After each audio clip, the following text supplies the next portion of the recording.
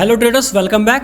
आज ऐसे 10 golden rule को देखने वाले हैं जो हर ट्रेडर्स को फॉलो करने चाहिए और जो मैं खुद भी फॉलो करता हूं, क्योंकि ट्रेडिंग में आप किसी और के बनाए गए रूल्स को फॉलो नहीं करते, आपको अपने खुद के रूल बनाने पड़ते हैं और उनको फॉलो करना होता है। जिस दिन भी तुम्हारा रूल ब्रेक हुआ, आपका वहाँ पर स्टॉप लॉस हिट हो जाएगा और आपका जो पनिशमेंट होगा वो आपका स्टॉप लॉस होगा।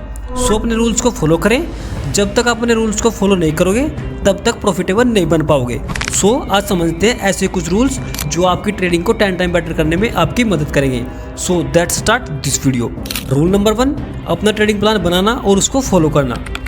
ट्रेडिंग प्लान का मतलब क्या होता है समझते हैं। ट्रेडिंग प्लान में अपने सेटअप के हिसाब से जहां पर आपका एंट्री पॉइंट होगा और जहां पर एग्जिट पॉइंट होगा वो पहले ही डिसाइड करें। आपको पहले से ट्रेडिंग प्लान में नोट करना होता है, अगर मार्केट गैप अप ओपन हुई तो मार्केट में मेरा सेटअप कैसे काम करेगा, अगर मार्केट में गैप डाउन ओपन हुई तो मेरा सेटअप कैसे वर्क करेगा। रूल नंबर 2, अपना ट्रेडिंग जर्नल को मेंटेन करना और उसको बनाना। यानी कि आप समझ सकते हो ट्रेडिंग जर्नल बनाना कितना इंपॉर्टेंट यहाँ पर होता है। अगर आप ट्रेडिंग जर्नल नहीं बनाते तो आप बिल्कुल भी यहाँ पर आपको अपनी मिस्टेक्स का पता नहीं लगेगा। आप क्या गलती कर रहे हो, आपके लिए क्या सही है और क्या गलत है, वो बिल्कुल भी आपको यहाँ पर पता लगने वाला नहीं है अगर आप ट्रेडिंग जर्नल नहीं बनाते। सबसे पहले मैं आपको बताने वाला हूँ ट्रेडिंग जर्नल आप कैसे मेंटेन करोगे। ट्रेडिंग जर्नल में आप क्या क्या यहाँ पर लिखोगे, किस चीज़ की यहाँ पर इंपॉर्टेंट है जो आप यहाँ पर लिखोगे, आप समझ सकते हो। मैं आपको दिखा देता हूँ यहाँ पर ट्रेडिंग जर्नल आप कैसे बनाओगे।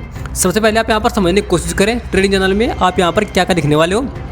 सबसे पहले यहाँ लिखोगे आप डेट, यानी कि किस डेट में आपने ट्रेड किया, यहाँ पर आप वो लिखने वाले हो। ठीक है, ये आपको जो मैं बता रहा हूँ ये हेडिंग्स हैं, इन हेडिंग्स को आपको डेली मेंटेन करना है, यहाँ पर आपको डेली लिखना है। ठीक है, सबसे पहले आप क्या लिखोगे, डेट, यानी कि किस डेट में आपने ट्रेडिंग की।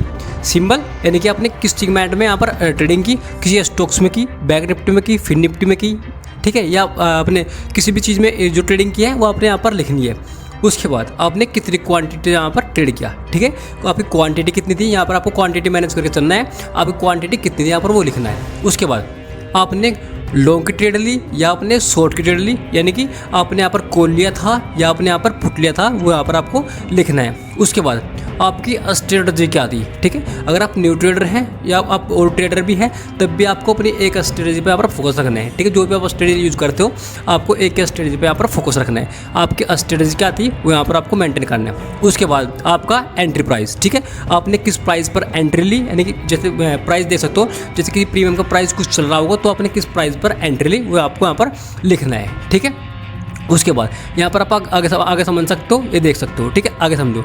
उसके बाद आपने यहाँ पर लिखा आपका एंट्री प्राइस क्या था, उसके बाद आपका एग्जिट प्राइस क्या था। ठीक है, वो आपको यहाँ पर लिखना है, आपका एग्जिट प्राइस यहाँ पर क्या था। उसके बाद आपका प्रॉफिट हुआ या आपका लॉस हुआ, ये आपको डेली लिखना है। आपका प्रॉफिट हुआ या आपका यहाँ पर लॉस हुआ, वो भी आपको यहाँ पर डेली लिखना होगा। उसके बाद आगे आप समझ सकते हो, उसके बाद यहाँ पर देख सकते हो आपका ब्रोकरेज चार्ज यहाँ पर कितना कटा। ठीक है, यहाँ पर आप ब्रोकरेज भी जरूर लिखें, क्योंकि तब जाकर आपको यहाँ पर पता लगेगा कि आपका ब्रोकरेज या आपका टैक्सेस कितना पे कर रहे हो आप। ठीक है, आपके जो आप ट्रेडिंग करते हो, आप सबसे ज़्यादा लॉस करते हो वो ब्रोकरेज की वजह से करते हो, जिससे आप ओवर ट्रेडिंग करते हो और वहाँ पर आपका ब्रोकरेज हाई लगता है। आप अपने ब्रोकरेज को यहाँ पर कम करने की कोशिश करिए। ठीक है, यहाँ पर आपको पता लगेगा अपना ब्रोकरेज आपने कितना दिया।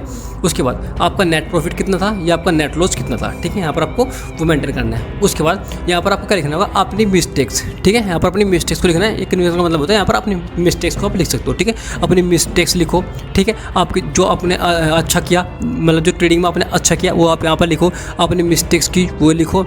ठीक है, जो आपके फेवर में था वो आप यहाँ पर बातें लिख सकते हो। उसके बाद आपका रिजल्ट। ठीक है, आपका रिजल्ट क्या था, आप टोटल लॉस में थे या प्रॉफिट में थे, वो आपने यहाँ पर ऐसे लिखना है। ठीक है, इस तरीके से आप यहाँ पर मेंटेन कर सकते हो। उसके बाद समझते हैं अपना थर्ड रूल। ठीक है, थर्ड रूल अपना क्या होता है, अपना दिन का स्टॉप लॉस डिसाइड करना। ठीक है, अपने एक दिन का स्टॉप लॉस को आपको डिसाइड करना है। जैसे मैं आपको बताता हूँ, सबसे पहले आप यहाँ पर समझने की कोशिश कर सकते हो। मान लीजिए आपने डिसाइड किया कि मुझे सिर्फ 1000 रुपये का लॉस यहाँ पर डेली लेना है। ठीक है, आपने यहाँ पर डिसाइड कर लिया कि मुझे सिर्फ 1000 रुपये का लॉस यहाँ पर डेली लेना है, तो आप 1000 रुपये से आप कितनी ट्रेड ले सकते हो। फिर उसके बाद आपने क्या करना पड़ेगा, अपनी क्वांटिटी को मैनेज करना पड़ेगा। ठीक है, अगर आप एक लॉट से काम करते हो, यानी कि अगर बैंक निफ्टी में आप काम करते हो, यानी कि 15 क्वांटिटी में आप काम करते हो, तो आप यहाँ पर समझ सकते हो तो आप यहाँ पर कितनी ट्रेड ले सकते हो। ठीक है, आपका एक ट्रेड में लॉस कितना हो सकता है, लगभग आपने 300 रुपीज़ यहाँ पर आपने क्या किया, अपना स्टॉप लॉस एक ट्रेड में डिसाइड किया, तो आप कितनी ट्रेड ले सकते हो एक लॉट से, कितनी ट्रेड ले सकते हो, लगभग आप 3 ट्रेड यहाँ पर ले सकते हो। ठीक है, यहाँ पर आपने 3 ट्रेड यहाँ पर आप इसको ले सकते हो, जिससे आपका क्या होगा, अगर आप अपना स्टॉप लॉस मैनेज करोगे तो उससे आपको बहुत ही बेनिफिट मिलने वाला है। क्या बेनिफिट मिलेगा, एक तो आपकी ओवर ट्रेडिंग यहाँ पर कंट्रोल में आ जाएगी। ठीक है, क्योंकि आप डिसाइड करोगे मुझे 1000 रुपये का ही लॉस लेना है, तो आप 1000 रुपये से अगर आप लॉस लोगे तो आप अपनी क्वांटिटी के हिसाब से इसको क्या करोगे, मैनेज करोगे। ठीक है, यानी कि आपने समझ लिया कि अगर मैं 15 क्वांटिटी से यहाँ पर काम करूँगा तो मुझे एक ट्रेड में 300 रुपये का लॉस यहाँ पर हो सकता है। तो आप एक ट्रेड में आपको 300 रुपये का लॉस हो रहा है, तो आपको 3 ट्रेड में लगभग 900 रुपये का यहाँ पर लॉस होने वाला है। तो आप इसके बाद यहाँ पर अपनी ट्रेडिंग को बंद करें।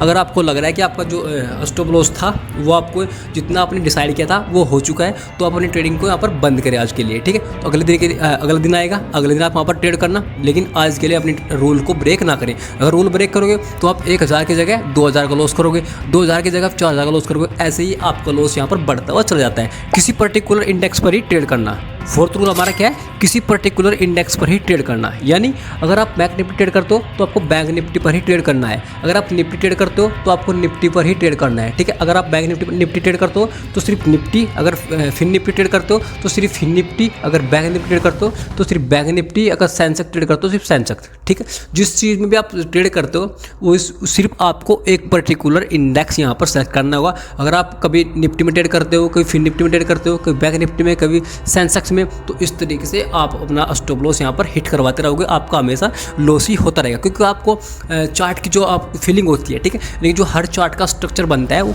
थोड़ा सेम नहीं होता है। ठीक है, थोड़ा अलग अलग होता है। ठीक है, जब आप निफ्टी का सिर्फ चार्ट देखते रहोगे तो आपको उसका पूरा स्ट्रक्चर यहाँ पर समझ में आ जाएगा। या अगर आप बैंक निफ्टी पर ही ट्रेड करते हो, लगातार आप बैंक निफ्टी का चार्ट देखते हो, तो जो बैंक निफ्टी का चार्ट होता है उसकी फीलिंग्स को आप समझ जाओगे। बैंक निफ्टी का चार्ट किस तरीके से वर्क करता है, किस तरीके से हमारा बैंक निफ्टी का चार्ट बनता है, यानी कि किस तरीके से उसका स्ट्रक्चर तैयार होता है, तो आप बैंक निफ्टी का इस तरीके से आप यहाँ पर डिसाइड कर सकते हो। ठीक है, जब तक आप बिगिनर हो, अगर आपको अच्छा खासा यहाँ पर हमारा एक्सपीरियंस हो चुका है तब जाकर आप यहाँ पर अलग अलग इंडेक्स में भी ट्रेड कर सकते हो। ठीक है, लेकिन अगर आप बिगिनर हो तो सिर्फ एक इंडेक्स को पकड़ो। जैसे बैंक निफ्टी पर ट्रेड करते हो तो आप बैंक निफ्टी पर ही ट्रेड करो। रूल नंबर 5, अपने सेटअप पर ही ट्रेड लेना सबसे इंपॉर्टेंट रूल है। ठीक है, इसको समझने की कोशिश करना। हमारा जो 5 नंबर का रूल है, अपने सेटअप पर ही ट्रेड लेना। सेटअप का मतलब क्या होता है, जिस भी सेटअप पर आप ट्रेड करते हो, मान लीजिए अगर आप पुल बैक पर ट्रेड करते हो तो आपको पुल बैक पर ही ट्रेड करनी है। अगर आप हैमर को ट्रेड करते हो तो आपको हमेशा हैमर पर ही ट्रेड करनी है। अगर आप किसी भी कैंडल को देखकर या किसी भी चार्ट पैटर्न्स को देखकर या कुछ भी देखकर, रजिस्टर सपोर्ट को देखकर अगर आप ट्रेड करते हो तो आपको अपना एक सेटअप बनाना होगा, उसी सेटअप पर आपको ट्रेड करनी होगी। ऐसा नहीं है कभी आपने हैमर पर ट्रेड ले ली, कभी आपको रेजिस्टेंस पता लगा, कभी आप सपोर्ट पता लगी, आप इन पे ट्रेड ले रहे हो, कभी सपोर्ट पर ले ली, कभी रेजिस्टेंस पर ले ली, तो ऐसे कभी भी आपको जो प्रॉफिटेबल ट्रेडर है वो नहीं बन पाओगे। क्योंकि आपको अपना सेटअप ही नहीं पता। जब तक आपको सेटअप नहीं पता लगेगा तब तक आपके अंदर कॉन्फिडेंस भी नहीं आएगा, आप ट्रेड लेने का कॉन्फिडेंस भी आपके अंदर बिल्कुल ख़त्म हो जाएगा। अगर आपको पता होगा कि मुझे सिर्फ सपोर्ट पर ट्रेड लेना है तो आप हमेशा सपोर्ट पर ट्रेड लोगे, एक ही सेटअप पर ट्रेड लोगे और आपका कॉन्फिडेंस वहाँ पर बिल्डअप होगा। ठीक है, इस तरीके से आपको अपने सेटअप को भी यहाँ पर अच्छी तरीके से ट्रेड करना है। जैसे ये सपोर्ट थी, मैं बता देता हूँ, ये सपोर्ट थी, तो मेरा सेटअप क्या होता है, हमेशा जो सपोर्ट होती है सपोर्ट पर पुल बैक पर ट्रेड करना। जैसे मैं यहाँ पर ट्रेड लेता, यहाँ पर देखो कितना अच्छा प्रॉफिट यहाँ पर देखने को मिलने वाला था। ठीक है, इस तरीके से क्या करते हैं, अपने सेटअप पर ट्रेड। जो बीच में यहाँ पर कुछ भी हो रहा है, इसमें बीच में कहीं पर भी आप बिना बात के एंट्री ना ले। ठीक है, इसमें आपका स्टॉप लॉस ही होगा। ठीक है, आपको जो भी सेटअप होता है अपने ही सेटअप पर ट्रेड ले, तब जाकर आप यहाँ पर एक अच्छे खासे प्रॉफिटेबल ट्रेडर बन पाओगे। रूल नंबर 6, कभी भी रिवेंज ट्रेडिंग नहीं करनी। रिवेंज ट्रेडिंग का मतलब क्या होता है, मैं आपको समझाता हूँ। सबसे पहले बहुत से जो न्यू ट्रेडर होते हैं वो रिवेंज ट्रेडिंग करते हैं। रिवेंज ट्रेडिंग का मतलब होता है मार्केट के साथ लड़ाई करना। ठीक है, मार्केट के साथ लड़ाई करना, मार्केट के साथ रिवेंज करना। यानी कि मान लीजिए आपने 1000 रुपये का यहाँ पर लॉस, मैंने बताया था अभी फिलहाल आपको, 1000 रुपये का लॉस आपने यहाँ पर डिसाइड किया था। ठीक है, 1000 रुपये का आपने लॉस डिसाइड किया था और आपका क्या हुआ, यहाँ पर 1000 रुपये का लॉस यहाँ पर हो चुका था। ठीक है, मार्केट ने आपका स्टॉप लॉस हिट किया और आपका वहाँ पर स्टॉप लॉस हिट हो चुके थे। ठीक है, उसके बाद भी अगर आप मार्केट में बने रहते हो, ठीक है, और भी ट्रेड लेते हो कि मैं तो आज ये 1000 रुपये का लॉस बिल्कुल कवर करूँगा। ठीक है, अगर आपके मन में ऐसा यहाँ पर थॉट आ रहा है कि मैं 1000 रुपये का लॉस यहाँ पर कवर करूँगा, तो आप यहाँ पर रिवेंज ट्रेडिंग करने वाले हो। जैसे मान लीजिए आपका 1000 रुपये का लॉस हुआ और आप बार बार सोच रहे हो कि मुझे 1000 रुपये का लॉस कवर करना है। उसके बाद क्या होगा, आपका स्टॉप लॉस और हिट होगा। फिर आपका लॉस कितना होगा, आपका लॉस यहाँ पर 2000 के आसपास यहाँ पर आपका स्टॉप लॉस पहुँच जाएगा। उसके बाद आप सोचोगे अब मुझे ये सिर्फ 1000 रुपये का था तो मैं इसको 1000 रुपये का ही करूँगा। ठीक है, तो दोबारा फिर आप ट्रेड लोगे, मार्केट के साथ लड़ाई करोगे। ठीक है, दोबारा फिर क्या होगा, आपका लॉस यहाँ पर 4000 हो जाएगा। इस तरीके से आपका लॉस बढ़ता हुआ आपकी जो कैपिटल है वो यहाँ पर वाइप आउट हो जाएगी। ठीक है, तो आपको कभी भी रिवेंज ट्रेडिंग यहाँ पर नहीं करनी, आपको रिवेंज ट्रेडिंग से बचना है। रूल नंबर 7, अपनी डिसिप्लिन को फॉलो करें। डिसिप्लिन को फॉलो करना कितना इंपॉर्टेंट है वो आप समझ सकते हो। आपने हर जगह पढ़ा होगा एक डिसिप्लिन ट्रेडर, यानी कि डिसिप्लिन का मतलब होता है जिसके अंदर डिसिप्लिन होगा वो ही यहाँ पर प्रॉफिटेबल ट्रेडर बनेगा।